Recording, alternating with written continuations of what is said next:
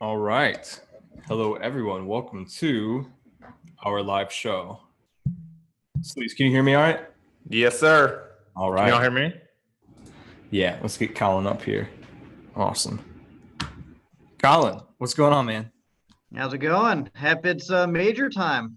I'm Major excited. time. Yeah, we're excited to be here. We're going to talk all things US Open. Let's dive right into it, guys. Thanks for being on the show, everyone. Please ask your questions. If you're watching on the Action Network site or you're watching on the Fantasy Lab site, I think you might actually have to go directly into YouTube to get into the chat and answer the questions. So feel free to just watch. We have some questions already. But if you want to ask the questions, you can just pull it up on YouTube on your phone or something like that and ask your questions there, or you can tweet at us too, and I'll keep that up as well. So let me go ahead and share my screen and let's dive in. All right, here we go. First off, please check out all of our stuff. We have so much content takes up the page. Please subscribe to our new Action Network Golf podcast. Peter and Sleeves were on an awesome show today. My favorite part was when Sleeves asked if Ricky Barnes tanked the 2009 U.S. Open because he was scared of Lucas Glover's wife. That's a true friend when you throw a major out the window just because you don't want to see your buddy get beat up. That's true friendship shit. Yeah. That made me laugh quite a bit. So for sure, check that out. We have our U.S. Open golf betting guide where we have a bunch of different stuff. You can see all sort of pieces of information on a player.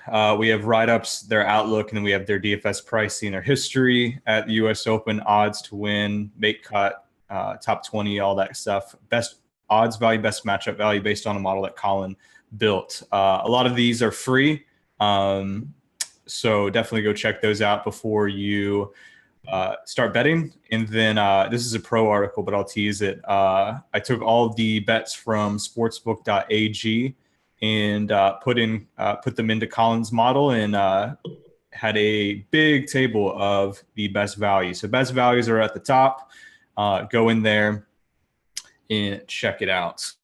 Nicholas says Colin's got that Tommy Fleetwood look going on. Colin, is that the nicest thing anyone's ever said to you?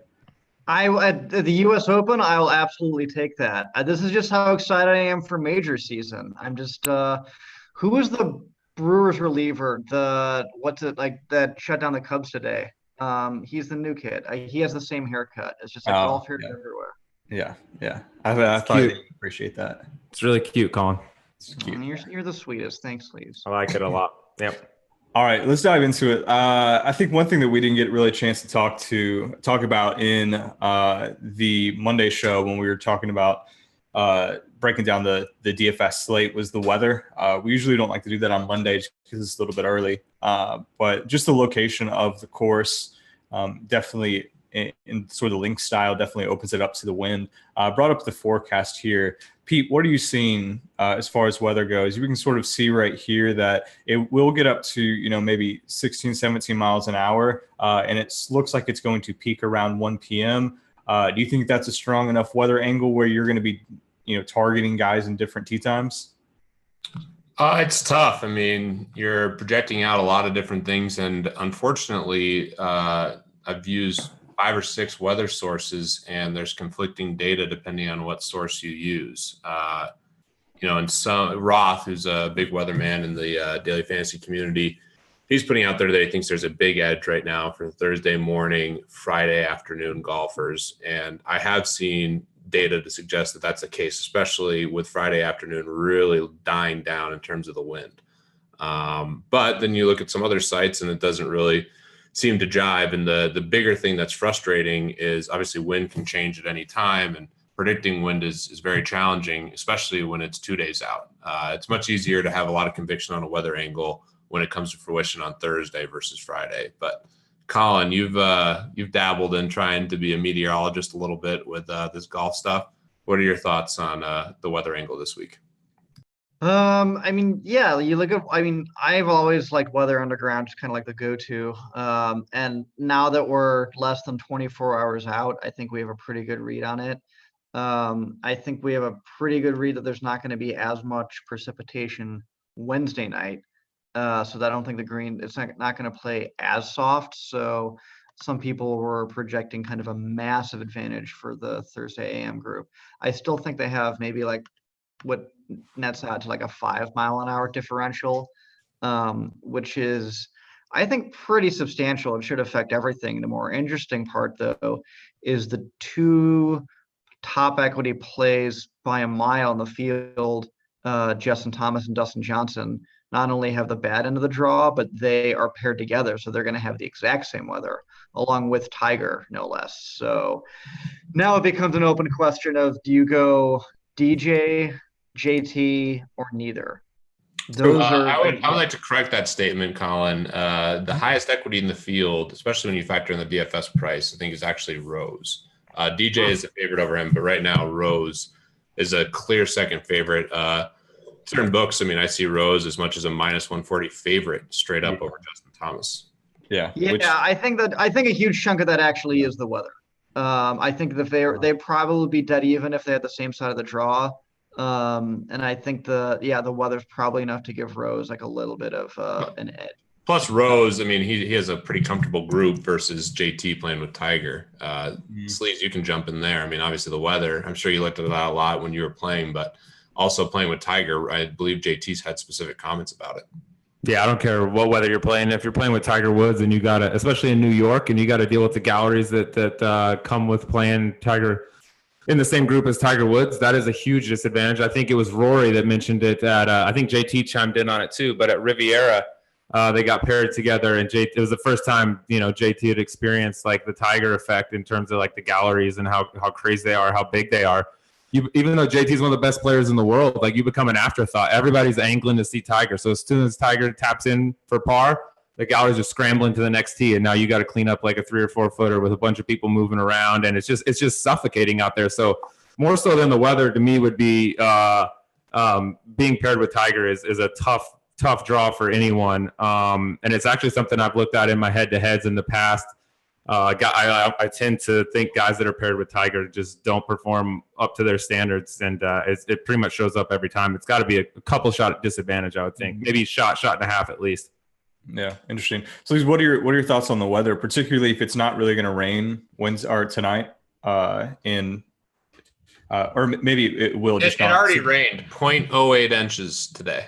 Okay, that's every inch matters, guys. Trust. We're late until that for half. That's a big 0.8. We're already off the rails. It's a big 0.8.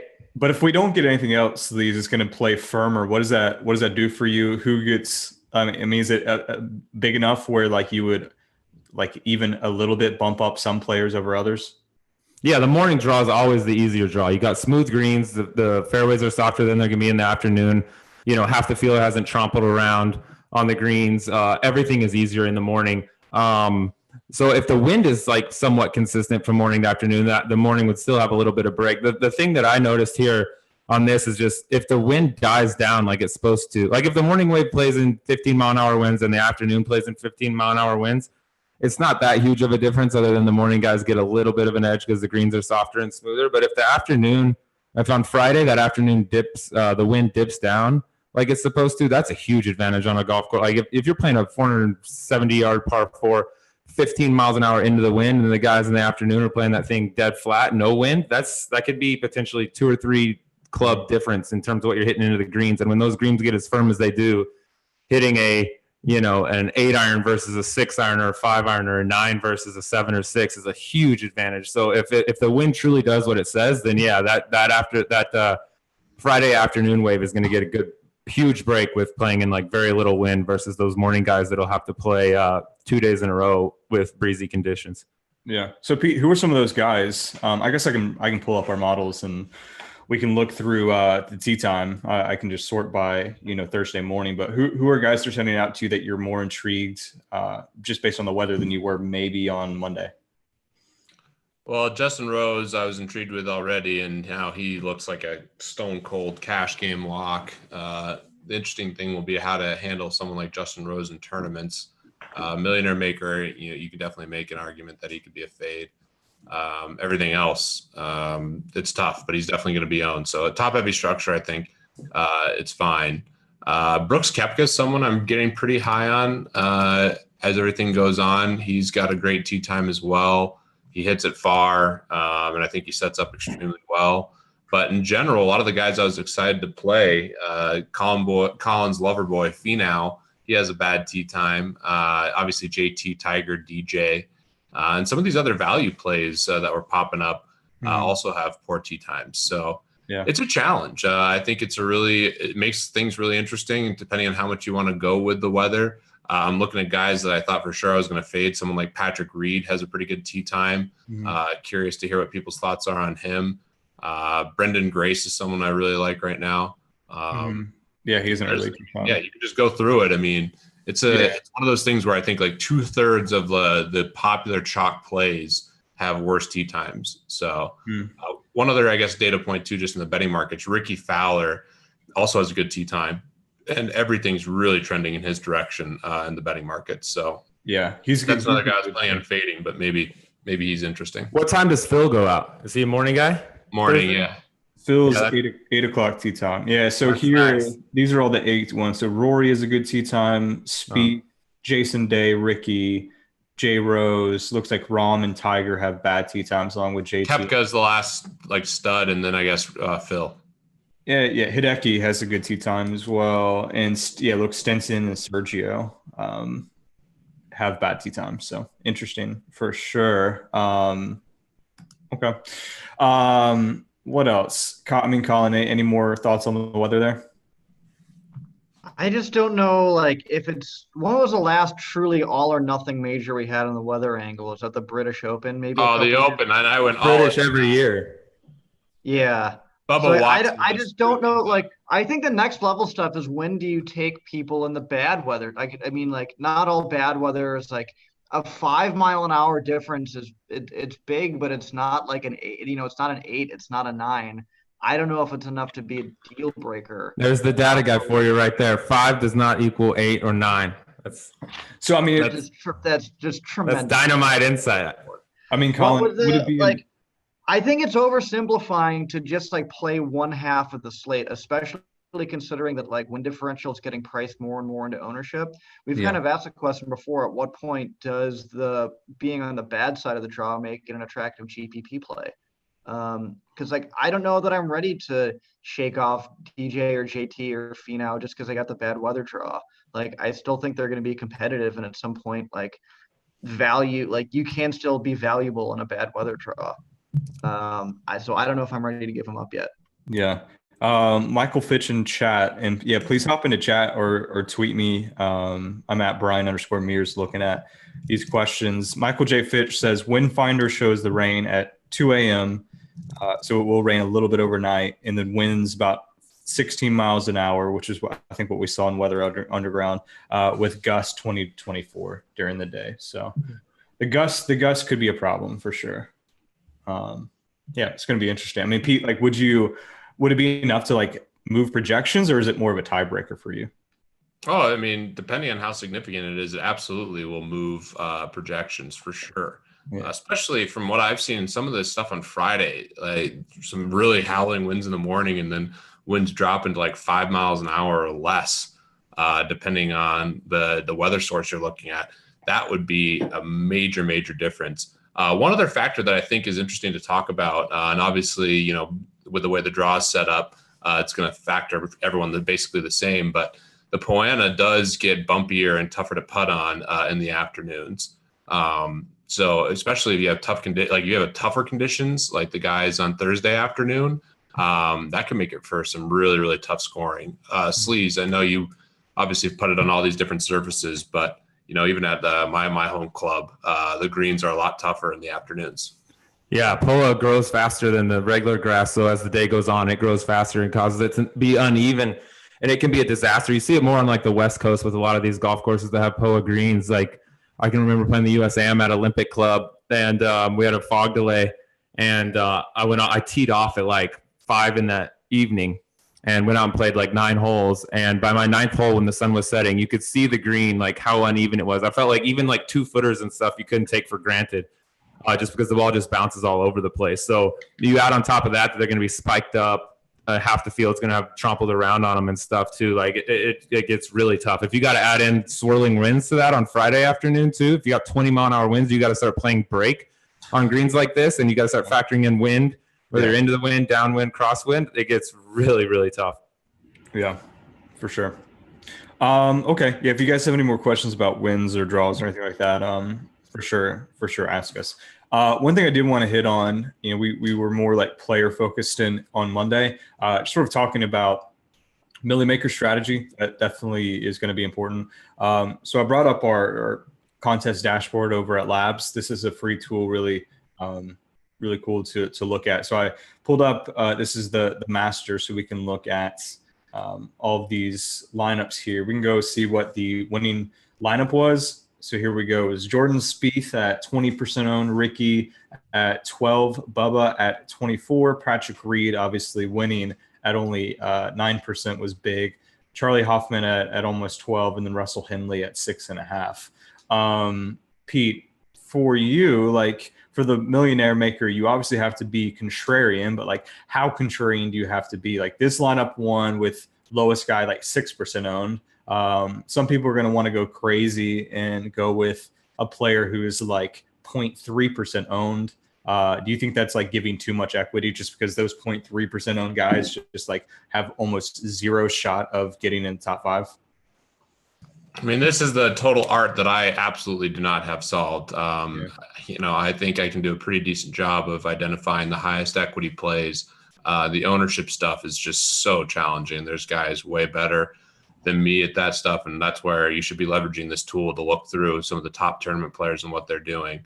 My rule of thumb and what I've seen work a little bit for me, especially in like the Thunderdome, I have some stuff that I think works relatively well, is just making sure you don't have like 3 or 4 chalky guys together. Mm-hmm. That's just like stone death. So like if you're going to play, let's say you played like, I think Paul Casey will probably be pretty chalky. If you played like Rose, Casey, I don't know who else is going to be like super chalk now with the weather, but Finau, let's say Finau is really heavily owned. You play all 3 of those together, there's only so many combinations with the salary left, and that's really what's going to hurt you. Yeah. The key is getting some leverage with obviously some of these guys, but you can have a really unique team that's a lot different with guys between 8 and 20% owned, and that's kind of what happened with last Majors Millionaire Maker when not many people had Patrick Reed and was it Henley, or there's a couple other guys he had that were pretty low owned. Henley was in the winning lineup. Yeah. And if you can get like basically a combination of guys that are both under 10% and like no one has that combo, that's when you really have a chance to shoot up the board. Yeah. And in the US Open, the one other thing, like anything can happen here at the US Open, like the Masters, I think it's even worse to get cute just because, the cream's going to rise to the top. Mm-hmm. A lot of these great players could get cut at this event. And, the weather, there's definitely more variability. So I don't hate going with some chalk plays, but definitely make sure you're not putting chalk guys together. Yeah. I mean, the data's pretty extreme here. I mean, we can look at this duplicate lineups thing right here. You can see the duplicate lineups. So, I mean, interestingly enough, there was a guy who put in 149 lineups of the same lineup, a train, and here's what it was. Utah, IKEA, Jonathan Vegas, Vijay Singh, Neiman, which, all right, I get it. Redmond, and then in Collins Boychez, which is, this was obviously a lineup that the guy forgot to edit, but 140 lineups with this. Oh boy, that was not a wise investment of money. But for real though, you can see that there are so many duplicate lineups, which just really lowers your expected value of your lineup for sure, since it's so top heavy, $1 million at first. I mean, you can go down. I mean, I can go down for a long time and find some duplicate lineups. And then I think what you can see here is that a lot of these lineups have 50K spent, the full max spent. We look at salary distribution. Colin, I think that maybe like the best thing you can do is, even if you're not even like really evaluating players, if you simply just like built lineups that used the salary cap but left like $400 to $200 on the table, like that is like much more equitable, I think, than like building 150 lineups that use 50K. What are your thoughts on that? Oh yeah, the idea that like you're gonna gain so much more equity from that extra $100, like there's so like the daylight between like those golfers that are realistically in the same price range, like it's just not there. And you shouldn't have any conviction that that guy is absolutely way better, like by orders of magnitude, than someone else with their price range. So, like just knowing nothing else, like yeah, leave money on the table. It's the easiest way to make sure your lineups are unique. Yeah, I put in lineups already for today, and the max salary I used for my Millionaire Maker lineups was 99.9%. So all my teams are 49.9 to like 49.5 essentially. Yep. I do the exact same thing. I think it's like the easiest way to increase your EV. I mean, it's simple with our tools. Sleaze, I think Pete made a good point. I want your thoughts on it. Just how much variance there is in the US Open. We've obviously never seen I mean, like guys just haven't dominated the U.S. Open necessarily like they have at Augusta or some of these other places.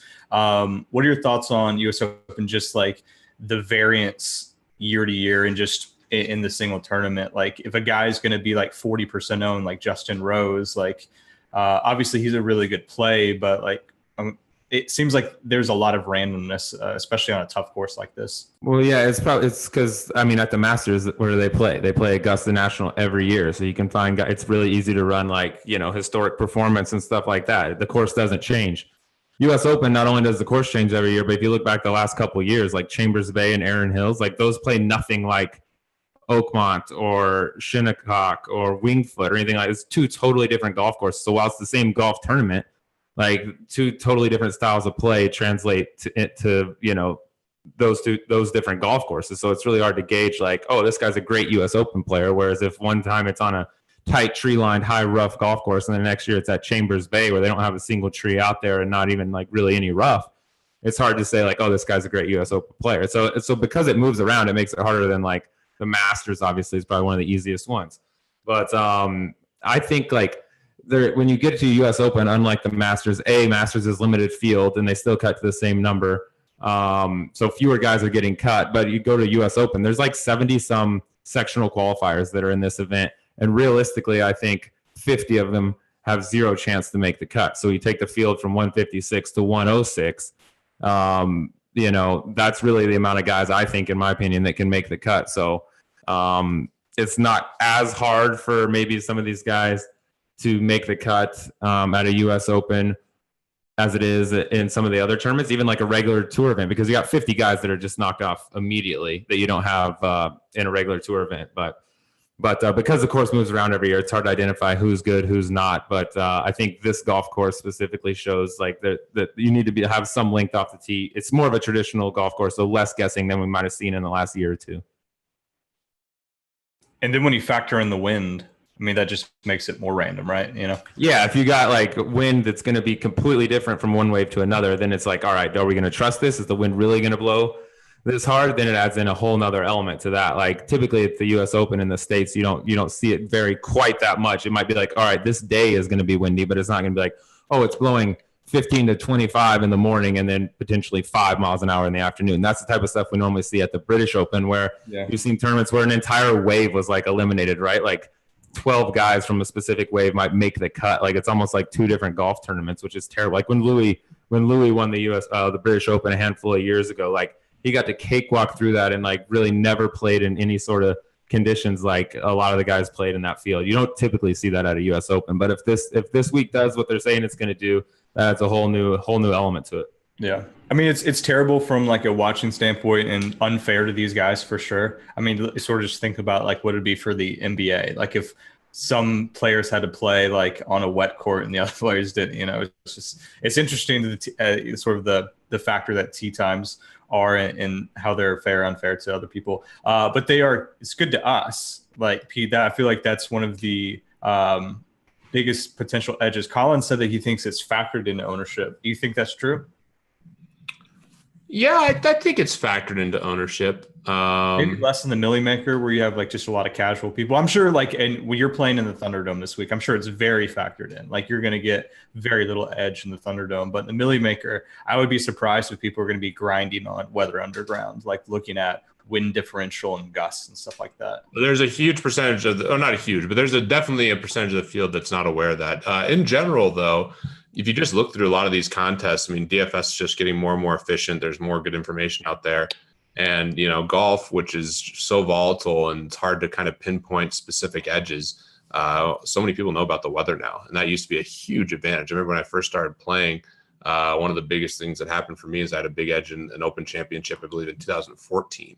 And that was just fantastic. So, it's gone down relative to where it was, but yeah, you're totally right. In these, these cheaper contests are definitely where it's at. Yeah.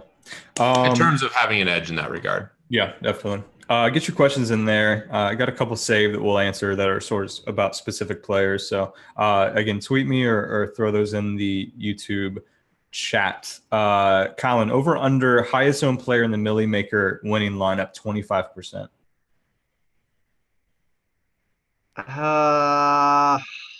Under probably. I just don't think 24 is probably a good line. I mean, we saw it last time the winner had 24. Mm-hmm. I think it's still really tough to win with a 24% owned player. Yeah. Yeah. Pete, would you go over under? I'll go over because I think Justin Rose is going to win. You're all in right now, Pete. I'm pretty high on Rose, to say the least. Do you think that based on the weather draw, he should be the betting favorite? I mean, I think DJ is probably still the favorite just in terms of his win equity. I mean, DJ puts it all together this week. It's going to be really hard to compete with him. We've seen it in the past at these U.S. Opens, especially at a course like this with his distance. He can run away with this. But yeah, Rose is right there, and in the markets right now, I have no problem with where Rose is priced. So.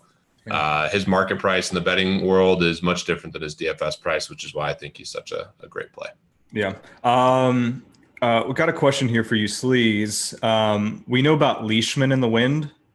He's a good wind player. Are there any other guys that stand out to you, either good or bad, that, if we're going to have some gust or just like solid wind, that would either get a bump up or down? Yeah, I think guys that play in Europe are more accustomed to playing in the wind than the guys in the States. So I look for Leash would be the number one guy that I would name. I've talked about him a lot on the pods, how good he is in the wind and how good especially he is on links golf courses. 4 top 10s or 4 top 5s, I think it is, or it's either top 5s or top 10 in the last 6 like British Opens. He's one of the best. But guys over there just get used to playing and that type of stuff, and therefore get used to hitting the kind of shots. Interesting enough, Shinnecock Hills has a bit of links element to it as well. Not linksy in the sense that you see like the British Open golf courses. You don't see a ton of balls bouncing onto the greens at Shinnecock, but there definitely is those collection areas around the green where it gives you the option with wedges, putters, whatever you like to use. But I like guys that maybe play in Europe some. Tommy Fleetwood is a guy that I'm super high on, been really high on all year. He's a really high ball hitter, but has played a lot of golf in Europe. Justin Rose can play anywhere. I think he can do kind of anything. So if I had to lean towards like specific players that can play in the wind, I would give the edge a lot of the time to the Euro guys over the US guys, just because they're more accustomed to doing it. And one of the guys I mentioned who's burned me hard on this stuff is like guys that grow up in Texas, right? I've quoted Ryan Palmer on here a bunch of times. If you're used to playing in those conditions, it's a big advantage to the guys that don't see it too often, because you really don't see it a ton on the PGA Tour. We get a windy week here or there, but it's not week in, week out like those guys see over there. Yeah, they get a lot of practice. Peter, yeah, Tommy Fleetwood, he's got a tee time at 125, which crushed my soul. I'm a big Fleetwood guy. I think we're all big Fleetwood guys. So seeing him get that bad draw, but here's your thoughts. Like guys like Paul Casey, Patrick Cantlay got good draws. They're playing early in the morning than Fleetwood and Finau. So I'm just sort of talking through like some of the value plays that we like in that 7-8K range. It seems like if we're going to play the weather angle, those two being Casey and Cantlay seem to rise above the other two. Yeah. So Cantlay specifically is the guy you just keep going back and forth on. I think he has the ball striking and the total game outside of his putter to really do well at this course. But his putter just really concerns me. And you have to factor in the tilt factor if you do watch him with his setup and all that stuff. That can absolutely ruin your viewing experience. But I guess it'd be more tilting if you didn't own him and he was doing that down the stretch. But he's someone I've struggled a little bit with the greens, talking with some guys who know Shinnecock really well. They're concerned about guys who aren't great putters. And that's certainly something that you can point to with Cantlay. But yeah, great tee time, good price. And I think he does everything well outside of that putting. And his scrambling hasn't been great recently either, which I think is another factor that you should definitely be looking at. Sleeves, I'd be curious your opinion on Cantlay specifically. And then also one thing that's interesting now, I was all in with you guys with Fleetwood as well, but now comparing him to Casey and someone like DeChambeau, who I definitely would have taken Fleetwood over DeChambeau, but if you give him the weather angle, that is interesting. It's tough, yeah. Yeah, so what are your thoughts on Cantlay in the putting? And his putting, it was interesting. We had Ricky Barnes on yesterday, a guy who's had some success in the U.S. Opens, and he was referencing the greens at Shinnecock and said, like, to him, it's not even that big of a, like, bad putters almost get a little bit of a bump here because it's so hard to hold putts out there for anyone. I don't care if you're a great putter or bad putter. If you can two-putt your way around that golf course, like, you're keeping up. If you can make two-putt pars, you're going to be gaining on the field typically. Whereas if you get in like a easy putting golf course, like he quoted the Career Builder in Palm Springs, where you got to make birdie after birdie after birdie. You got to be holing every 8, 10, 12 footer that you're looking at. Bad putters have a really hard time out there because it turns into a putting contest. This is more, in my opinion, of a ball striking contest. Like, I don't think anybody's going to just miss a bunch of greens, get up and down from everywhere and hold 10, 12 foot par putts all day. So for me, the putting is I feel the U.S. Open, when it's on venues like this, is a driving and iron play contest. Unlike a lot of these, some of these tour events that we get where it turns into a putting contest. I just don't think you'll see the scores, especially if the wind is like it's supposed to be, where guys are just lighting it up and you got to be holding everything. I think if you can hit the fairway, hit the middle of the green and two putt and walk to the next tee, you're just fine. And the pressure is off a little bit from like having to be a great putter. You don't have to hole all those 12 or 15 footers. It will come down to you're going to have to make 6-7 foot par putts a good amount out there just because of how tough it is. But like two putting or not holing, your mid-range putts is not as big of an issue as it is at a lot of these other courses. So Colin, if that's true, if you're the goal is to just a two putt, you don't necessarily have to be really good. Does that make you like weight distance a little bit more? Just because in that case, like you want guys that are going to be able to get the ball closer sooner. I mean, transitively, I guess it just means you like weight putting less. Like, I mean, like Sure. yeah, it's like that's. I mean, it's kind of like since it's always a zero sum. Like, your weights, especially in models, have to add to 100. Have you ever looked at whether there's a correlation between like distance guys in putting or ball striking guys in putting? Like, I assume that like ball strikers are really good at obviously like pinpoint accuracy and stuff like that. It feels like that would translate to putting, whereas I know where it correlates. If you want to look at the guys who hit it long, hit it well, and putt well, they're at the top of the leaderboards and they're ranked really high in the world.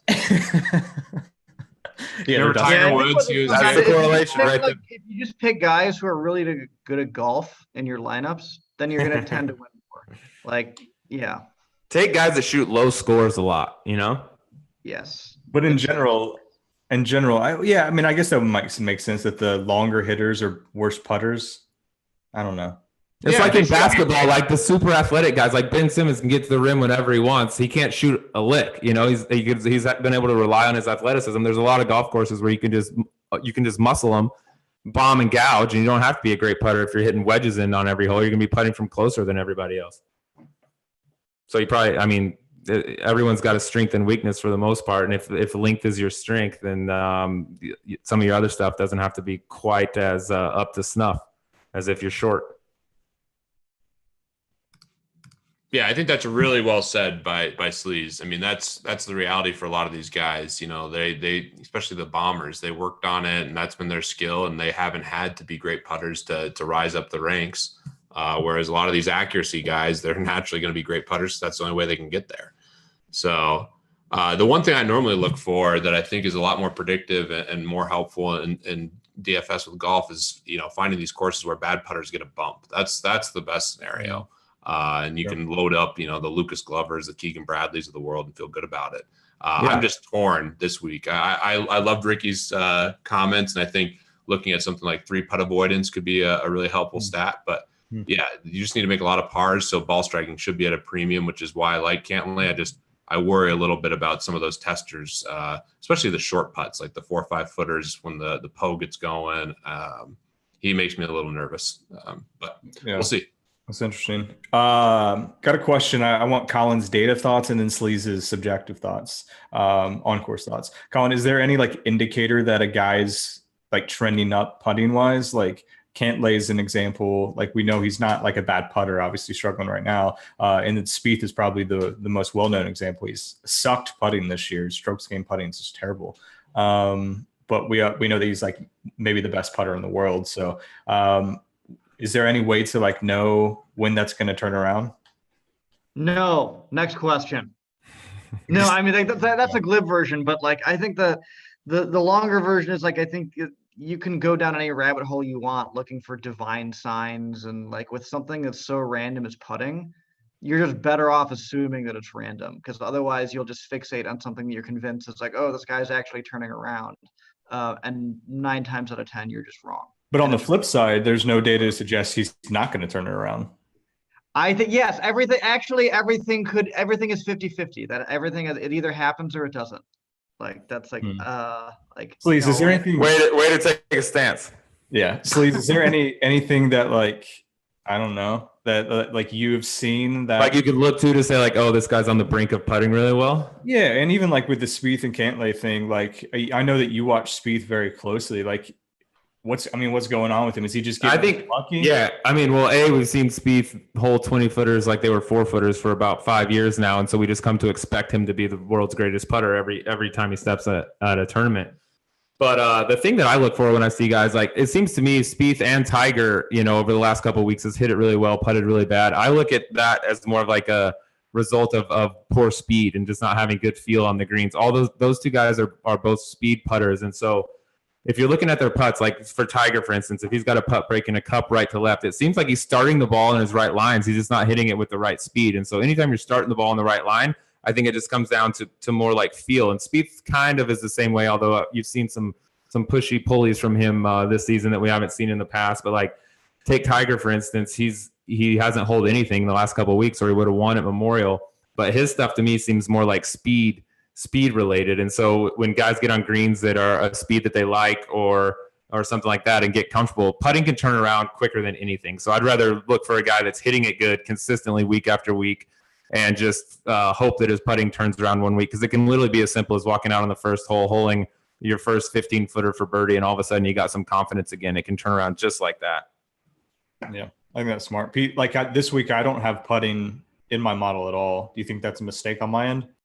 No, I mean, I think looking at scrambling is a little bit more important if you're going to look at short game stats. But basically, my comment specific to Cantlay was like relative to Cash. And one thing, ideally, I wouldn't have someone I think is really struggling with the putter, but he's someone that I might have to make an exception for. And it's not like he's the worst putter, but yeah, it's the hardest thing to predict. There's the most variance in it.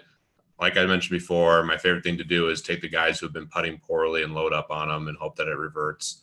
But yeah, we'll see how it plays out. We'll see how relevant it is. On the opposite side, someone like Jason Day, he's been just so good from 5 feet and in. I think that is a skill. That's something that you can look to and say, hey, this is something that's repeatable. Same thing with avoiding 3 putts. So that's really what I'm looking at with the putting. I'm going to avoid the guys who have been really hot with the putter. Your boy Chez actually ran really hot with the putter, Sleaze, last week. So that's something that I looked at a little bit. There's some other guys that I think are interesting to kind of, when you look at their recent form and it looks really good, some of the stuff with their putter is something to take notice of. 26 putts per round during St. Jude. Pretty good.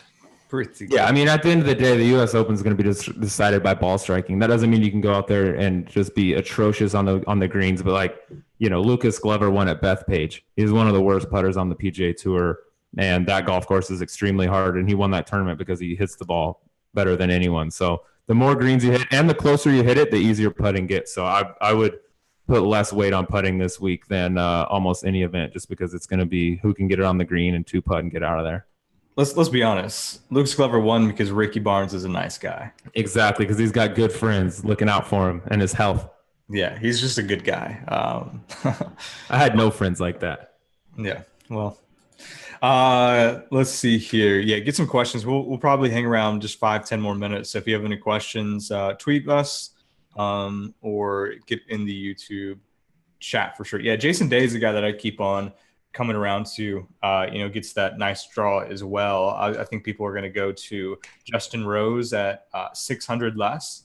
Like Colin, what would you expect as far as ownership now that we have some sort of idea of like who people are talking about around the industry? We've seen some. We have sort of the weather draw. Like we have our projected ownership here in the models. Do you think that that's sort of in line, like Tiger, J Rose, DJ are going to be the high guys, and maybe Jason Day is a low owned pivot? Yeah, I think JT Rose, arguably Finau and Fleetwood are probably going to be some pretty reliable chalk. I'd probably put Paul Casey in that category as well. I still think DJ is going to be number one overall. It's just so like there's something about a dominating performance that's in everybody's recent memory that's just really conducive to high ownership. It's like a couple of years ago when you're outright scared to fade a monster DJ or monster Jason Day because you just can't conceive of a tournament in which they don't beat the field by 5 strokes. Like it happens less often than you might think, though. It's not like DJ's a bad golfer, but just like the idea that you're going to get a repeat of FedEx this week. I think I would bet against that, all else being equal. Yeah. I mean, yeah, like Sleeves, you guys talked about how a person who's won the week before has never won the US Open. I guess it's interesting. I guess maybe one reason is it's just hard to win a golf tournament in the US Open. So that's hard, number one. But yeah, I mean, it is interesting, not necessarily of whether like it should affect DJ's odds, but how it affects his ownership is going to be interesting because, he had that walk-off eagle on 18. He's going to be pretty popular. But like, do you think like he and Rose should be like 4 times more popular than Jason Day? No, not for Jason Day. I don't know why Jason Day isn't getting the love that I think he deserves. He's an incredible driver of the ball, can hit it as far and as high as anyone, which if these greens get firm like they've been in the past, coming in from up top is going to be super important. So I think Jason Day has a great track record at the U.S. Open. So I don't know why he's kind of, slept on a little bit more than some of these guys above him. In my opinion, he should be right there, probably third in line, in my opinion, after DJ and Rose. So I think he should be getting more love than he does. And speaking on like Dustin having to go back to back, like I think the reason you don't see a lot of back to back winners is typically when you win a PGA Tour event, A, it's just hard in general, but B, emotionally, like it drains you so much more. Like if you're in a final group grinding out every single shot, every swing is kind of like life or death versus a guy that just cruises out Sunday morning and goes and fires, 3 or 4 under and goes home. Like there's a lot more energy expended to win a golf tournament than there is just playing like a normal round of golf. But in terms of wins, like there didn't seem to be an easier one than for Dustin last week. That's about as stress-free as you're going to see as a win on the PGA Tour. Like the guy that was tied with him made double on the first hole. Really never looked back, only had like probably a 3-hole stretch where things got interesting, and then he blew it wide open and holed out. So I don't think he's necessarily like emotionally fatigued from winning that, and that guy really doesn't seem to get too fired up about much of anything as is. So, and he probably got some good shut-eye on the private jet on the way up there too, so probably didn't have to wait for his baggage claim for too long or anything like that. So in terms of winning a golf tournament and playing again the next week, I think his is about as easy as it gets. Yeah. I mean, let's be honest. You can see it all. All you need to look at is when he holds out for eagle on the last hole. He's just like, Like if you're stressed and like really grinding and focused on the shot, like it's like your life's on the line trying to win, you'd go nuts after holding out. Almost everyone goes nuts. DJ is just like, cool. Won the golf tournament on to Shinnecock. No problem. Yeah, no reaction. The dude. I mean, Sleeves, you have a lot of experience holding out to win all these things. I mean, talk to us about what it's like, bud. Oh, I freak out. I lose my mind. I make sure everyone in the world knows. I tweet it, Instagram. I send up smoke signals. Tell the story. I've heard it indirectly about from JM, and when I believe we were playing. Mutual friend Hayes. You guys were competing in the Whisper Rock. I don't know. What is it? I don't even know what the club championship. Championship, right? Big time event. Yeah. Big time. And I believe you hold out from the bunker, which was kind of the dagger for old Hayes. Which time? I mean, I've done it. It's just second nature to me. I get in there and I just dig in like Sevi and I flick it up there. It normally goes in. But like I think that's why you see guys that like win for the first time on tour disappear for like a few weeks. Their next few, it's like the monkeys off their back. They've been partying balls. They've been doing their families congratulating them, friends, all that stuff. They disappear. It's like old hat for DJ. He's like, all right, I won Memphis. Like I don't think that really moves the needle for him to the point where he's like, oh, I'm tired for the U.S. Open. I don't think he'll have like, will he win this week? I don't know, but I don't think having won last week like decreases his odds of winning this week. Yeah, I can confirm Sleaze is greasy. One of the first time we played, you hit it in the bunker and you told your partner Bass, you're like, oh, that's a 2, at worst a 3. Don't worry about it, bud. 2 option 3, dude. Fire away. Sleaze, how many hole-in-ones do you have? I have 5. Pete, do you have one? Of course not. I'm a donkey. And I actually, Sleaze and I, the first time I played with him, I let him in on the old hole-in-one bet. Our whole group, there's 5 of us, and Sleaze put it to 2 inches. Literally, his ball mark was like half an inch away from the hole. 2 inches. Fishiest bet you've ever met. He almost won that would have been an easy scoop of 25,000 right there, Sleaze. Would have been I would be retired right now. Yeah. That's all you really got to do is just get you out there with donkeys like me and do hole-in-one bets. Exactly. Money games with shitty players. What is the bet? Just $5K for a hole-in-one. So $5K per man. A lot of negotiation. Like you play it, someone like me who's a 8-10 index slaps it around. And you're playing Sleaze, you got to really negotiate for a lot of strokes. Every single bet, there's all these odds and different things. Hole-in-ones, there's like no negotiating, and it's just like, sure, you're in the club. Peter shows up, introduces himself as like some professional gambler, and then he offers a straight up 5,000 against 5,000 bet on hole-in-ones. I didn't see him hit 1 green the whole round, and I was like, yeah, dude, yeah, you got it. Straight up. Let's go 5,000 a birdie too. Hey, please, who made birdie on 18 that round? I don't remember, dude. I'm like a cornerback. I got short memories on my losses. I think you do vividly remember. I played, that hard hole on the upper course at Whisper. Not ringing a nice bell. Little fade right into the hole. Don't recall. Yeah, I think you short did memory, poorly not to win some chicken. And actually, I believe you're 0-2 versus me so far, Sleaze. I mean, the negotiations are obviously trash. I'm gonna have Colin build out a model for your game and see exactly how many strokes you need. I need a stroke a hole. 7 decimal point accuracy. Nothing but the best. Yeah, Sleaze could be hustling you. You never know.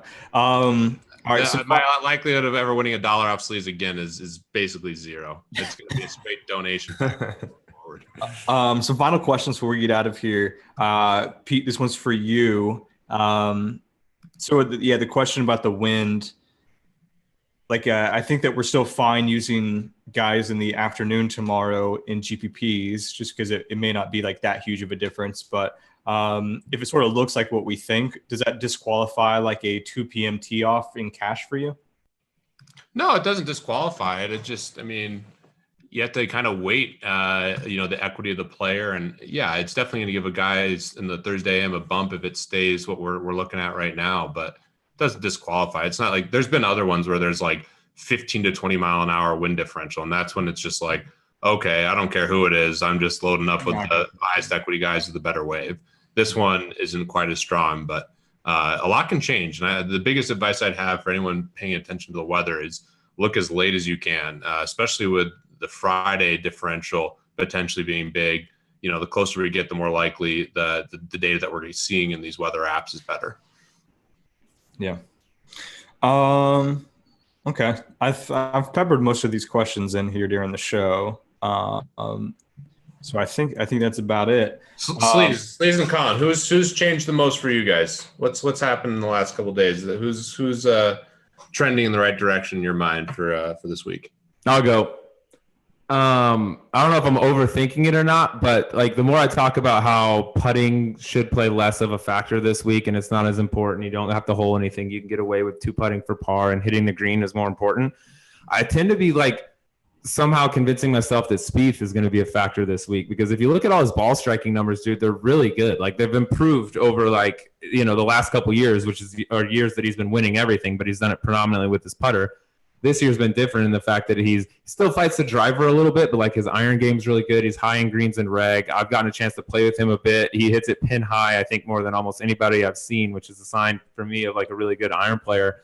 And the more I think about it, I'm like, why am I not more on Spieth? Like, if he's hitting it really good and just putting bad, like this should be the place that he gets to make up ground on ball striking. So, and by the way, for him, I mean, like I said before, his putting could turn around tonight, and he could show up tomorrow and be the Spieth that we've seen the last 4 years and get everything figured out. I don't think he's like just like Steph Curry is going to have like, you know, a week where he shoots bad, right? You just got to keep shooting. Eventually, he's going to turn around. He's the best putter on the planet still. I don't care what the rankings say. So I keep convincing myself that Spieth might be a factor this week. The more we like dive in and talk about who we like, and he's getting no attention right now in that top tier.